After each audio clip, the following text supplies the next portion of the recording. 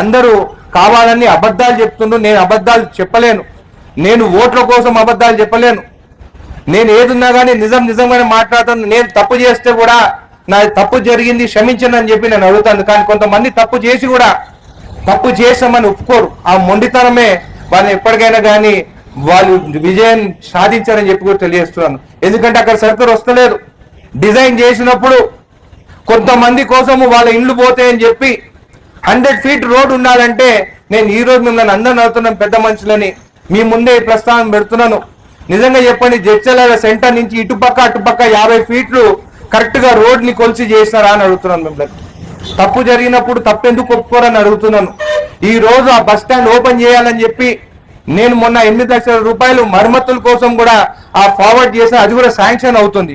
కానీ ఇప్పుడు బస్సులు అక్కడ తీసుకురావాలంటే ఈ యూటర్న్ల వల్ల ఈ రోడ్డు డిజైన్ తప్పుల వల్ల ఈ రోజు ఆ బస్ స్టాండ్ నేను ఓపెన్ చేయాలంటే కూడా కొన్ని బస్సులను నేను అక్కడ తీసుకురాలేకపోతున్నానని చెప్పి కూడా ఈ ప్రస్తావన మీ ముందు పెడుతున్నాను.